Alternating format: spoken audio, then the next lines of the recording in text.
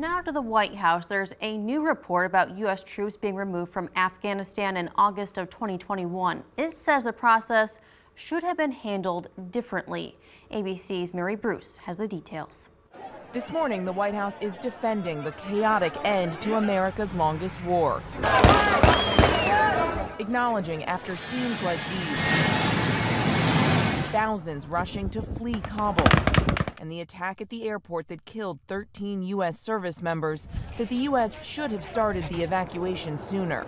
But the White House is also pinning much of the blame for the disastrous withdrawal on the Trump administration, arguing their hands were tied by Trump's deal with the Taliban to withdraw U.S. troops by the spring of 2021. It is also undeniable that decisions made and the lack of planning done by the previous administration significantly limited options available to him. Then President Biden called the evacuation an extraordinary success.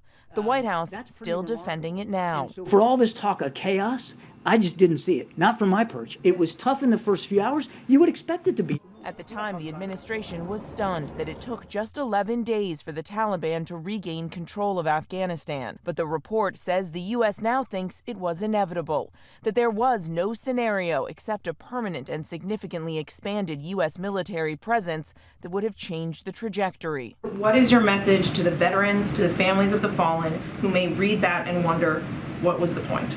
Just because the mission changed over time under previous administrations and leadership and scenarios doesn't mean that anybody who served in Afghanistan doesn't have something to be proud of, doesn't have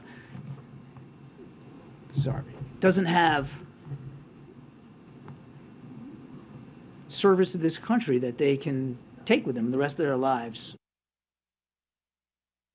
Former President Donald Trump pushed back, saying President Biden is to blame. Trump's former top officials now accusing the Biden administration of trying to rewrite history.